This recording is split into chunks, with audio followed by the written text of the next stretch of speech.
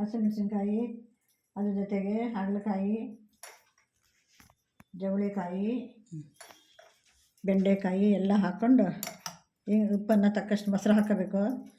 ಆಮೇಲೆ ಹಿಂಗನ್ನು ಸಾಕಷ್ಟು ಹಾಕಬೇಕು. ಆವಾಗ ರುಚಿ ಕೊಡುತ್ತೆ ಮತ್ತು ಆರೋಗ್ಯಕ್ಕೂ ಒಳ್ಳೆಯದು.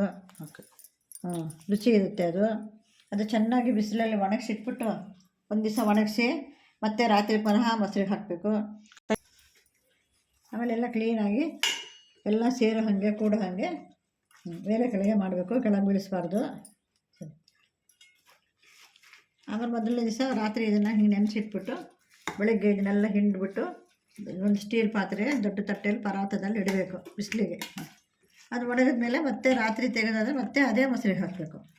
ಇದು ಮೊಸರು ಹುಳಿ ಆದಷ್ಟು ರುಚಿ ಜಾಸ್ತಿ, ಅದಕ್ಕೆ ಹುಳಿ ಮೊಸರನ್ನೇ ಉಪಯೋಗಿಸ್ತಾರೆ ಇದಕ್ಕೆ. ಆಮೇಲೆ ಮತ್ತೆ ರಾತ್ರಿ ಅದನ್ನು ಹಾಗೆ ಹಾಕಿಡ್ಬೇಕು. ಇದೇ ಥರ 3 ದಿನ ನಾವು ಅದನ್ನು ಮೊಸರಲ್ಲಿ ರಾತ್ರಿ ನೆನೆಸಿಟ್ಟು ಬೆಳಗ್ಗೆ ಒಣಗಿ ಹಾಕಬೇಕು. ಆಮೇಲೆ 4ನೇ ದಿನದಿಂದ ಅದನ್ನು ಮತ್ತೆ ಮೊಸರಿಗೆ ಹಾಕೋದು ಬೇಡ, ಹಾಗೆ ಒಣಗಿಸ್ಬಿಡ್ಬೇಕು. ಚೆನ್ನಾಗಿ ಒಣಗಿಸ್ಬಿಟ್ಟು ಇದನ್ನು ಅವರೆಕಾಳು ಸಾರಿಗೆ, ನುಗ್ಗೆಕಾಯಿ ಹುಳಿಗೆ ಒಂದು ಆಳವಾದ ಬಾಣಲೆಯನ್ನು ತೆಗೆದುಕೊಂಡು ಅದನ್ನು ಚೆನ್ನಾಗಿ ಒರೆಸಿ ಒಲೆ ಮೇಲೆ ಇಟ್ಟುಬಿಟ್ಟು ಗ್ಯಾಸ್ ಸ್ಟವ್ ಹಚ್ಕೊಳ್ಳಿ. ಒಂದು ಮೀಡಿಯಮ್ ಲೆವೆಲೆಲ್ಲ ಇರಲಿ ಹಚ್ಕೊಳ್ಳೋದು. ಆಮೇಲೆ ಅದನ್ನು ಎಣ್ಣೆ ಹಾಕಿರಿ. ಎಣ್ಣೆ ಹಾಕಿಬಿಟ್ಟು ತುಂಬ ಎಣ್ಣೆ ಬೇಕು ಅಂತ ಇಲ್ಲ, ನಾವು ಎಷ್ಟು ಕರಿತೀವೋ ಅಷ್ಟಕ್ಕೆ ಎಣ್ಣೆಯನ್ನು ಹಾಕ್ಕೊಂಬಿಟ್ಟು ಅದಕ್ಕೆ ಕರಿಯೋದು. ಸ್ವಲ್ಪ ಕೆಂಪಗೆ ಬರಬೇಕು ಕರಿದಿದ್ದು, ಆವಾಗ ಅದು ಜಾಸ್ತಿ ಖಾರ ಆಗೋಲ್ಲ ಮೆಣಸಿನ್ಕಾಯಿ ನಿಮಗೆ. ಇದಕ್ಕೆಲ್ಲ ಚೆನ್ನಾಗಿ ಖಾರ ಹಿಡಿದಿರುತ್ತೆ. ನಾವು ಹೆಚ್ಚಿಗೆ ಅವರೆಕಾಳು ಹುಳಿ, ಆಲೂಗಡ್ಡೆ ಹುಳಿ ಸಾಂಬಾರು, ಆಮೇಲೆ ಇದರಿಂದ ಬೂದುಗುಣಕಾಯಿ ಮಜ್ಜಿಗೆ ಹುಳಿ ಇದೆಲ್ಲ ಮಾಡ್ಕೊಂಡಾಗ ಕರ್ಕೊಂಡ್ರೆ ತುಂಬ ಟೇಸ್ಟಿಯಾಗಿರುತ್ತೆ. ಎಲ್ಲರೂ ಇಷ್ಟಪಡ್ತಾರೆ. ಅದನ್ನು ಸ್ವಲ್ಪ ಕಪ್ಪು ಬರೋಂಗೆ ಕರೆದಿಟ್ಕೋಬೇಕು.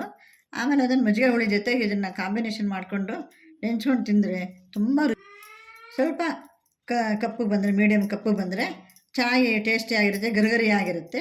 ಆಮೇಲೆ ಅದನ್ನು ನೀವು ಅದಕ್ಕೋಸ್ಕರ ನೀವು ಪ್ಲಾಸ್ಟಿಕ್ ಡಬ್ಬ ಅಥವಾ ಗಾಜಿನ ಡಬ್ಬಗಳನ್ನು ಇಟ್ಕೊಂಡು ಅದು ಬಾಟ್ಲಿ ಇಟ್ಕೊಂಡು ಅದರೊಳಗೆ ಹಾಕಿ ಇಟ್ಕೊಂಡ್ಬಿಟ್ರೆ 3-4 ದಿವಸ ಆದರೂ ಅದು ಮೆತ್ತಗಾಗಲ್ಲ.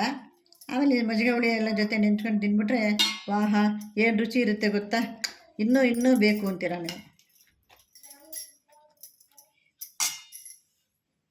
ಇದೇ ಥರ ನೀವು ಹಾಗಲಕಾಯಿಯನ್ನು ಚೆನ್ನಾಗಿ ರೌಂಡಿಗೆ ಹೆಚ್ಕೊಂಡ್ಬಿಟ್ಟು ಅದನ್ನು ಮೊಸರಲ್ಲಿ ಉಪ್ಪು ಮೊಸರಿಗೆ ಹಾಕ್ಬಿಟ್ಟು ಇಂಗು ಹಾಕಿ ಅದನ್ನು ಇದೇ ಥರ ಒಣಗಿಸಿಟ್ಕೊಂಡ್ರೆ ಶುಗರ್ ಪೇಷಂಟ್ಗಳಿಗೆ, BP ಪೇಷಂಟ್ಗಳಿಗೆ ಅದು ತುಂಬ ಉಪಯುಕ್ತ ಆಗಿರುತ್ತೆ. ಅದು ಚೆನ್ನಾಗಿ ಅವರಿಗೆ ರುಚಿನೂ ಕೊಡುತ್ತೆ. ಹಾಗಲಕಾಯಿ ಜಾಸ್ತಿ ತಿನ್ನಬೇಕಲ್ಲ ಅವರು, ಹಾಗಾಗ್ಬಿಟ್ಟು ಇದರಿಂದ ಶುಗರು ಸ್ವಲ್ಪ ಕಡಿಮೆ ಆಗೋ ಚಾನ್ಸಸ್ ಇರುತ್ತೆ. ಈಗ 4 ದಿನ ನಾವು ಇದನ್ನು ಚೆನ್ನಾಗಿ ಒಣಗಿಸ್ತೀವಿ. ಮಳೆ ಬರಲಿಲ್ಲ ಅಂದರೆ ಚೆನ್ನಾಗಿ ಒಣಗಿಸ್ಬಿಟ್ಟು ಆಮೇಲೆ ಇದನ್ನು ಕರಿಯೋದು ಹೇಗೆ, ಯಾವ ಬಣ್ಣಕ್ಕೆ ಬರುತ್ತೆ, ಹೊಂಬಣ್ಣಕ್ಕೆ ಬರುತ್ತಾ, ಹೆಂಗಿದ್ರೆ ನಿಮಗೆ ಚೆನ್ನಾಗಿರುತ್ತೆ ಅಂತ ನಾನು ತೋರಿಸ್ಕೊಡ್ತೀನಿ. ಆವಾಗ ಅದಕ್ಕೆ ನಾವು ಮಜ್ಜಿಗೆ ಹುಳಿ ಮಾಡಿಬಿಟ್ಟು ಅದ್ರ ಜೊತೆ ನೆಂಚ್ಕೊಳ್ಳೋಕ್ಕೆ ಹಾಕ್ತೀವಿ.